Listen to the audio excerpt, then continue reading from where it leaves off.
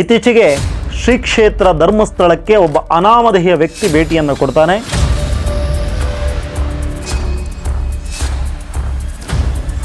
Viral ಆದ ನಂತರ ಅದನ್ನು ತಾಯಿ ಒಂದು ವಿಡಿಯೋ ಮಾಡ್ತಾರೆ. ನಮಗೆ ಹೆಂಚಿನ ತಪ್ಪು ಮಾಡ್ತಿದ್ದ ಈ ಸಮಯ ಮಾಡ್ಕೊಳ್ಳಿ ಹೆಂಕೆ ಸಾಕಾಗ್ಲಿಕ್ಕೆ.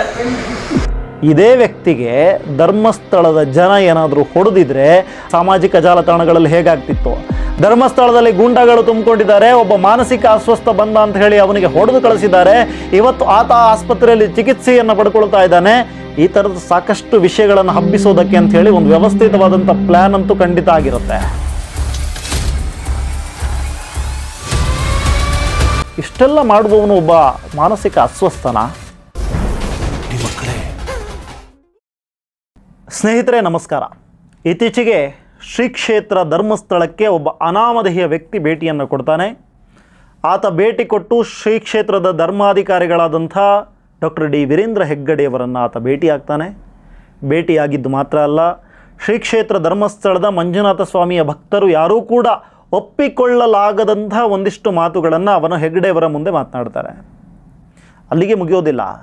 ಆತ ಅದನ್ನು ಒಂದು ಸೀಕ್ರೆಟ್ ಕ್ಯಾಮ್ರಾದಲ್ಲಿ ರೆಕಾರ್ಡ್ ಮಾಡ್ಕೊಳ್ತಾನೆ ಅಥವಾ ತನ್ನ ಮೊಬೈಲ್ನಲ್ಲಿ ರೆಕಾರ್ಡ್ ಮಾಡಿಕೊಳ್ತಾನೆ.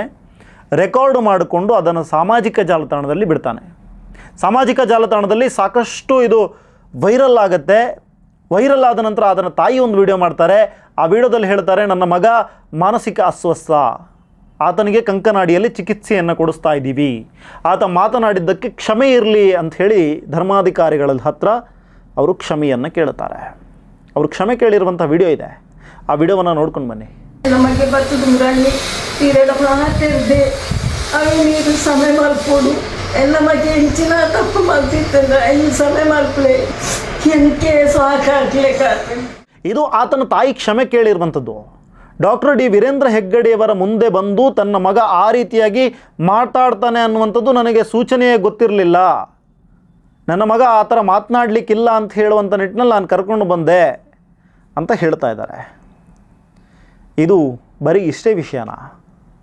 ವೀರೇಂದ್ರ ಹೆಗ್ಗಡೆಯವರ ಮುಂದೆ ಹೋಗಿ ನಿಂತು ಈ ಥರ ಬಾಯಿಗೆ ಬಂದ ಹಾಗೆ ಅವಾಚ್ಯ ಶಬ್ದಗಳಿಂದ ಮಾತನಾಡುವಂಥ ಧೈರ್ಯವನ್ನು ಯಾವ ದೈವವನ್ನು ನಂಬುವವನು ಕೂಡ ಮಾಡೋದಕ್ಕೆ ಸಾಧ್ಯ ಇಲ್ಲ. ಈ ದಿವಾಕರ ಆಚಾರ್ಯ ಅನ್ನುವಂಥ ಒಬ್ಬ ವ್ಯಕ್ತಿ ಏನಿದ್ದಾನೆ, ಇವತ್ತು ಈ ರೀತಿಯ ವಿಡಿಯೋವನ್ನು ಮಾಡಿ ವೈರಲ್ ಮಾಡಿರುವಂಥ ವ್ಯಕ್ತಿ ಏನಿದ್ದಾನೆ, ಆತನ ಹಿಸ್ಟ್ರಿಯನ್ನು ನೋಡಿದ್ರೆ ನಿಮಗೆ ಗೊತ್ತಾಗುತ್ತೆ.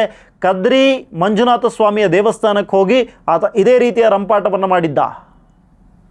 ಆತ ಅಲ್ಲಿ ಮಾಡಿರುವಂಥ ರಂಪಾಟ ಎಲ್ಲ ರಾಜ್ಯದ ಪ್ರತಿಷ್ಠಿತ ಮಾಧ್ಯಮಗಳಲ್ಲಿ ವರದಿಯಾಗಿದೆ.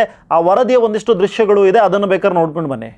ಅದರಲ್ಲಿ ನಿಮಗೆ ತೋರಿಸ್ತಾ ಇದ್ದೀವಿ, ದೃಶ್ಯಾವಳಿಗಳಲ್ಲಿ ಗಮನಿಸ್ಬೋದು. ಫಸ್ಟ್ ಗರ್ಭಗುಡಿವರೆಗೂ ಬೈಕಲ್ಲಿ ಬಂದಿದ್ದಾನೆ, ಅದಾದಮೇಲೆ ಅದ್ರ ಮೇಲೆಲ್ಲ ಹತ್ತಿ ನೋಡಿ ಯಾವ ರೀತಿಯ ಹುಚ್ಚಾಟ ಆಡಿದ್ದಾನೆ ಅಂತ. ಇದು ರಾಜ್ಯದ ಪ್ರತಿಷ್ಠಿತ ಮಾಧ್ಯಮಗಳಲ್ಲಿ ವರದಿಯಾಗಿರುವಂಥದ್ದು ಆತ ಮಾಡಿರುವಂಥ ರಂಪಾಟ. ಈ ರಂಪಾಟದ ಬಗ್ಗೆ ಕುಕ್ಕೆ ಸುಬ್ರಹ್ಮಣ್ಯ ದೇವಸ್ಥಾನದವರಲ್ಲಿ ವಿಚಾರಿಸಿ ನೋಡಿ, ಅಲ್ಲೂ ಕೂಡ ಈ ವ್ಯಕ್ತಿ ಹೋಗಿದ್ದಾನೆ, ಅಲ್ಲೂ ಒಂದಿಷ್ಟು ರಂಪಾಟಗಳನ್ನು ಮಾಡ್ಕೊಂಡು ಬಂದಿದ್ದಾನೆ. ಅಣ್ಣಪ್ಪ ಸ್ವಾಮಿಯ ಗುಡಿಯ ಮುಂದೆ ಬಂದು ಅಲ್ಲೂ ಒಂದಿಷ್ಟು ರಂಪಾಟ ಮಾಡಿದ್ದಾನೆ ಧರ್ಮಸ್ಥಳದಲ್ಲಿ. ಇಷ್ಟೆಲ್ಲ ರಂಪಾಟವನ್ನು ಮಾಡಿ ಆತ ನಾವೆಲ್ಲರೂ ಮಾತನಾಡುವ ಮಂಜುನಾಥ ಅಂತ ಹೇಳಿ ನಂಬುವಂಥ ವೀರೇಂದ್ರ ಹೆಗ್ಗಡೆಯವರ ಮುಂದೆ ಬಂದು ನಿಂತು ಮಾತನಾಡ್ತಾನೆ.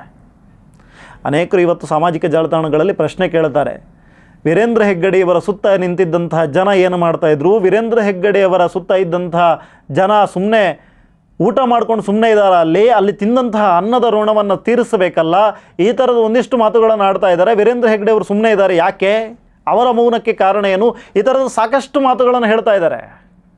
ನೀವು ಸುಮ್ಮನೆ ಒಂದು ಸಲ ಇಮ್ಯಾಜಿನ್ ಮಾಡಿ, ಇದೇ ವ್ಯಕ್ತಿಗೆ ಧರ್ಮಸ್ಥಳದ ಜನ ಏನಾದರೂ ಹೊಡೆದಿದ್ರೆ ಅಥವಾ ವೀರೇಂದ್ರ ಹೆಗ್ಗಡೆಯವರ ಕೆಳಗೆ ಕೆಲಸ ಮಾಡುವಂಥ ಒಬ್ಬ ಹೊಡೆದಿದ್ರೆ ಇವತ್ತು ಪರಿಸ್ಥಿತಿ ಸಾಮಾಜಿಕ ಜಾಲತಾಣಗಳಲ್ಲಿ ಹೇಗಾಗ್ತಿತ್ತು? ಧರ್ಮಸ್ಥಳದಲ್ಲಿ ಗೂಂಡಾಗಳು ತುಂಬಿಕೊಂಡಿದ್ದಾರೆ, ಒಬ್ಬ ಮಾನಸಿಕ ಅಸ್ವಸ್ಥ ಬಂದ ಅಂತ ಹೇಳಿ ಅವನಿಗೆ ಹೊಡೆದು ಕಳಿಸಿದ್ದಾರೆ. ಇವತ್ತು ಆತ ಆಸ್ಪತ್ರೆಯಲ್ಲಿ ಚಿಕಿತ್ಸೆಯನ್ನು ಪಡ್ಕೊಳ್ತಾ ಇದ್ದಾನೆ. ಈ ಥರದ ಸಾಕಷ್ಟು ವಿಷಯಗಳನ್ನು ಹಬ್ಬಿಸೋದಕ್ಕೆ ಅಂಥೇಳಿ ಒಂದು ವ್ಯವಸ್ಥಿತವಾದಂಥ ಪ್ಲ್ಯಾನ್ ಅಂತೂ ಖಂಡಿತ ಆಗಿರುತ್ತೆ. ಈ ನಿಟ್ಟಿನಲ್ಲೇ ಆತ ವಿಡಿಯೋವನ್ನು ಮಾಡ್ಕೊಂಡಿರ್ತಾನೆ.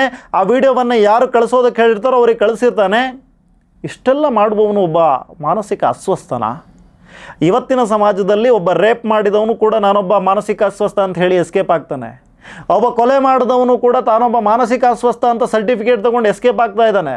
ಅಂತಹ ಪರಿಸ್ಥಿತಿಯಲ್ಲಿ ಇವನನ್ನು ನಾವು ಮಾನಸಿಕ ಅಸ್ವಸ್ಥ ಅಂತ ಹೇಗೆ ಬಿಂಬಿಸೋದು? ಆ ತಾಯಿ ಹೇಳ್ತಿರುವಂಥ ಮಾತು ನಿಜಾನಾ?